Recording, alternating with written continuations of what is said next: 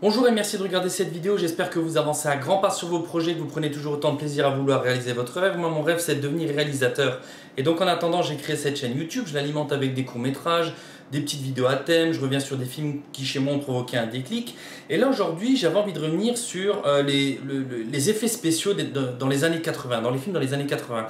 Alors si vous êtes comme moi, que vous n'avez pas fait d'études de cinéma, c'est souvent en étudiant, on va dire tout ce qui est making of, effets spéciaux, que vous comprenez comment qu'un film se construit. Et moi, donc j'ai baigné dans le cinéma des années 80 et je trouve que même encore aujourd'hui, c'est celui qui vous permet de mieux comprendre comment fonctionne le cinéma. Alors, les effets spéciaux sont... certains ont très mal vieilli, mais justement ils vous permettent de bien faire la différence entre ce qui est réel et pas réel dans le film quand vous regardez de plus près et de vraiment comprendre comment une scène peut être, une scène d'action comme ça, peut combiner plusieurs effets spéciaux. Alors j'ai essayé de penser, je suis revenu sur des films comme ça, j'ai essayé de trouver un film qui réunissait tous ces effets spéciaux et un petit peu par hasard je suis tombé sur cette scène de poursuite à la fin du premier Terminator de James Cameron où en fait Sarah Connor est poursuivie par le Terminator qui a pris un camion et puis qui essaie de renverser Sarah Connor. Et derrière, on a Kyle Reese qui a mis de la dynamite, un bâton de dynamite derrière le camion-citerne. Et donc voilà, il y a une course-poursuite, il y a de la tension, et puis bon, le camion explose. Donc dans cette séquence-là, qui doit durer peut-être une trentaine de secondes, James Cameron a quasiment mis tous les effets des années 80 possibles et imaginables. Et justement, je trouvais que c'était génial que tout soit combiné dans une scène. Donc vous avez forcément des prises de vue réelles, hein, ça c'est du tournage classique, mais après vous avez des successions. Alors soit vous avez des gros plans en animatronique, c'est-à-dire vous voyez le personnage du Terminator, vous voyez bien que c'est un mannequin, que c'est un robot, et là en fait c'est vraiment pour montrer les mécanismes du robot en gros plan. Ensuite ils alternent avec simplement des plans en maquillage où on voit Arnold Schwarzenegger qui est un peu dans la pénombre pour cacher le maquillage, donc là on a un deuxième effet, le maquillage. Après on a un mélange, on va dire, de plans réels avec des plans en maquette. D'ailleurs, c'est très marrant parce qu'à un moment donné, on voit le fil même qu'ils utilisent pour tirer le camion. Ça, c'est très drôle. Et en fait, ils ont été jusqu'au bout parce que à la fin, l'explosion que vous voyez, c'est l'explosion d'une maquette. Hein, ils n'ont pas fait exploser un camion. Et vous avez un autre effet qui est la superposition de prises réelles avec une maquette, donc du composite, où on voit Sarah Connor qui est en train de s'enfuir et derrière le camion qui explose. Donc ça c'est la combinaison de deux images. Et après si vous laissez un petit peu dérouler la scène, donc là je passe un petit peu mais c'est genre peut-être une minute après, quand le Terminator sort des décombres, quand il est encore vivant, il a pu sa peau, on voit que c'est un squelette.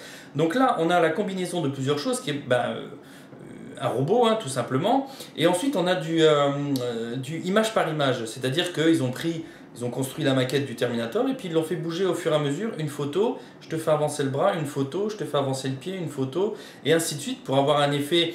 Aujourd'hui, quand je vous disais qu'il y a des effets qui ont très mal vieilli, généralement le image par image a assez mal vieilli dans les films des années 80.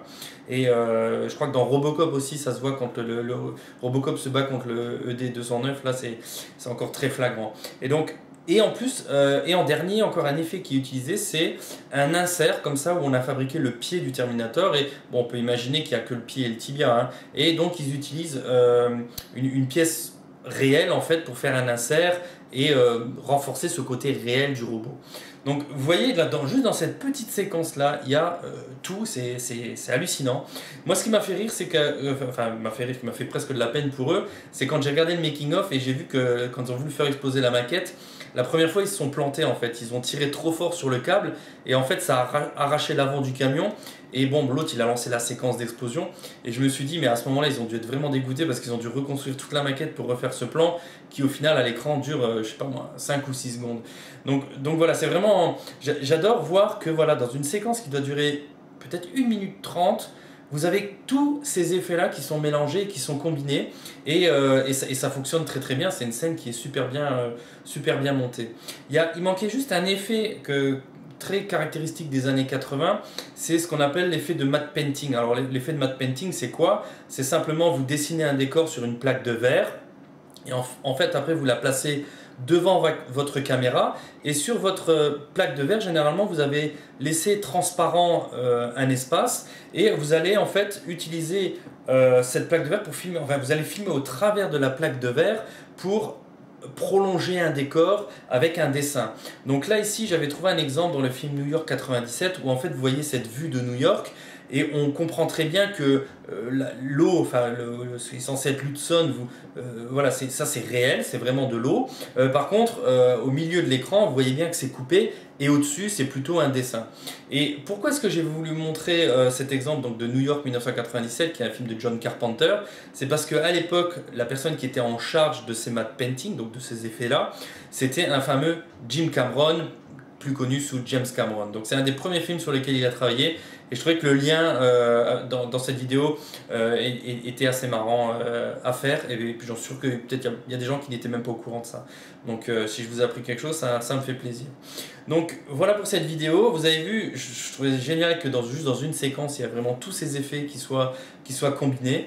Et alors n'hésitez pas à liker, j'espère que cette vidéo est utile, qu'elle a suscité votre curiosité, votre intérêt pour le cinéma. Et je vous retrouve très bientôt pour une prochaine vidéo et je vous remercie encore.